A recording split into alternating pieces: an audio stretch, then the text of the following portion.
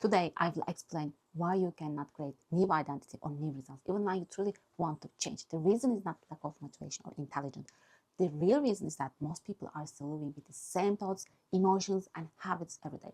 The mind may want a new future, but the body is still living in the past, and the body is familiar with stress, fear, or pain. It resists change, even positive change. As long as your inner state stays the same, your life will continue to produce the same results. To create something new, you must first stop being who you are. Today, your real problem is that your body doesn't know the difference between real danger and everyday stress. Long ago, stress helped humans survive real threats, but today the body reacts the same way to traffic, work pressure, emails, or problems with co-workers. Even when there is no real danger, the body turns on the stress response again and again, and the heart beats faster, the muscles tighten, and the mind starts to worry. When this happens every day, your body stays in stress mode. Over time, this can make us tired, anxious, and disconnected from ourselves.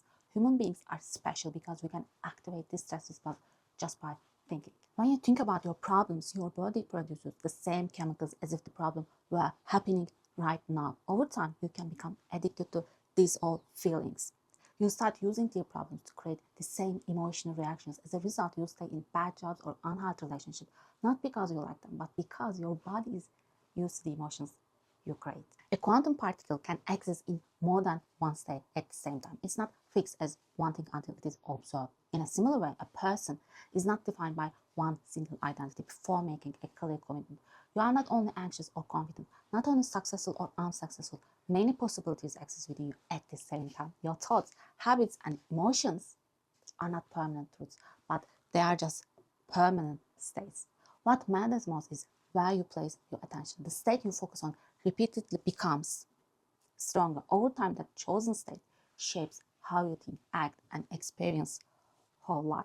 This is how people become stuck. Your thoughts and emotions repeat in the same pattern every day. The body learns this pattern and starts to believe that the past is still happening. Your dispenser research shows that it is not genes alone that create illnesses, but how the environment affects the body. Emotional stress can send signals to the body that increase the risk of disease. If stress can make us sick, then it's also possible that different thoughts and emotions can help us heal. In quantum experiments, observation plays an important role. When scientists measure a particle, the system changes. The act of observing affects what appears. In daily life, attention works in a similar way. Whatever you focus on becomes stronger in your experience. If your attention is always on stress, problems, work problems, fear, your mind and body stays in survival mode. Your life begins to organize itself around tension and control. When you consciously shift your attention to calm, gratitude, and purpose, your inner state changes. Over time, this new focus shapes your emotions, reactions, and the way you experience reality. Change is not easy. When someone decides to change how they think or feel, they leave what is familiar and enter the unknown. Even if the old life was painful, it still felt safe because it was known. Maybe you are in depression, maybe you feel anxiety, but you know how you feel. This is why you return to old habits. The body prefers what feels familiar, not what is healthy. The first step to change is awareness. You must notice how you think, how you feel, and how you act. When you observe your habits, just you know you are in this area. You separate yourself from them. This can feel uncomfortable, but it is necessary. Science also shows that mental practice is powerful. When people imagine doing something clearly and with focus, the brain changes as if the action were real.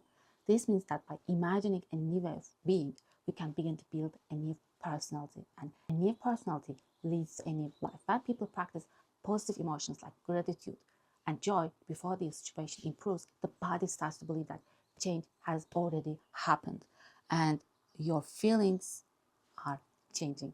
Over time, the body and mind begin to follow this new direction. In this way, we are not controlled by the past. We can train ourselves to move toward a healthier future. When you understand what you are doing and why, your confidence grows. Learning builds new connections in the brain, and explaining what you learn actually change those connections even more. Knowledge prepares the mind, but experience teaches the body. When you align with your thoughts, actions, and intentions, you will create new experiences, and those experiences produce emotions like empowerment and worthiness. Over time, the body learns these emotions as its new normal. This is how change becomes natural. This is how someone becomes someone new. This is your transformation. Now you are in this point. And sometimes when that change is deep enough, there is no going back. You see the world differently, not because reality changed, but because you did. Your state is completely changed. Most people spend their lives chasing things. They chase success, love, healing, and validation. They believe they have to go out in the world and force something to happen. But what if creation works the opposite way? What if instead of chasing, you create a field that draws experiences to you? Real change doesn't begin with action. It begins with your energy. Actually, your energy is field. It begins with energy. No one truly changes their life until they change their inner state. And changing your energy is not something you do for 5 minutes in meditation and then forget while reacting to traffic stress and other people. That is not transformation. That is just disconnection. I was chasing a relationship, believing that someone else could complete me or give my life meaning. It felt as if no one was really choosing me, and that made the chase even harder. Over time, I began to notice something important. My sense of self-worth was very weak. I was looking outside to fill a space that existed inside me. No amount of attention, love, or approval from another person could close that gap. When self-worth is missing, outer validation never feels enough. Real change began when I stopped chasing and started rebuilding how I saw and valued myself. If you want to change your life, you must change what you controls you inside. You must become greater than your environment, greater than your habits, and greater than the emotional reactions of your body. But change only lasts if you stay in that new state long enough for it to feel natural. So how do we change our energy? Most people just focus on three things all day long. They focus on their body, their environment, and time. They think about how they feel, what is happening around them, and what went wrong before or might go wrong later. This keeps the body in survival mode. Real change begins when attention moves away from these patterns. When you stop focusing on the body, you stop defining yourself by pain or comfort. When you stop focusing on people and things, you stop depending on the outside world. And when you stop thinking about past and the future, you enter the present moment. What is left is awareness. In this state, the brain starts to work differently. Different parts of the brain connect and work together. And the mind becomes calmer and more organized. When the brain becomes balanced, the heart also becomes balanced. Elevated emotions like gratitude, love, and appreciation signal safe to the body. And when the body feels safe, it stops living in the future and returns to the present. Over time, this state becomes natural. Now you are in the new state. You no longer force it, you become it. And here's the key: when you feel the emotions of your future before it happens, you stop chasing it, you stop controlling it, and you trust it. At that point, love starts coming to you in unexpected ways. Opportunities show up, not because you force them, but because you change your state. When no person, no situation, and no condition can take that inner state away from you, you are no longer a victim of your life. You are a creator. Now you choose your inner state. Many people are waiting for something outside of them to change their life. They believe that when they finally get success, money, health, or love, then they will feel whole. But this way of living keeps people trapped. They just don't understand. They spend their lives chasing results instead of changing the source. Greatness doesn't come from controlling the world around you. It comes from becoming greater than your environment, greater than your body, and greater than time. For a long time, I was living in the past without realizing it. Every morning, my mind went back to the old relationship, painful memories, and unfair things that were done to me. I carried those thoughts into my day, and they shaped how I felt about myself. Because of that, I often felt heavy, tired, and negative. Even before anything happened, my emotions were not coming from the present, but from old experiences I kept repeating in my mind. I didn't see it then, but when I was letting the past define who I was becoming. If you live in the familiar past, you will create a predictable future. Real change begins when you interrupt that pattern. Just you understand your inner state. Before checking your phone, before reacting to the world, ask yourself one simple question: what is the greatest version of myself I can be today? Your body will resist. It wants comfort, it wants habits, but the moment you stay present instead of reacting, you are taking your power back. Each time you notice a negative thought, a complaint, a judgment, and you choose differently, you are changing your brain with repetition and new self. You are no longer living unconsciously. Thoughts are the language of the brain, and feelings are the language of the body. When the two are aligned, you create a new state of being. Most people wait for something to happen before they feel joy, gratitude, or love. But the real secret is learning to feel those emotions before anything changes. And when you do that, you stop chasing love. Life starts responding to you. Stress keeps the body in survival. In that state, you cannot heal create, or trust. But when you slow down, open your awareness, and bring your attention in the present moment, the nervous system shifts, the heart becomes coherent, and the mind becomes clear.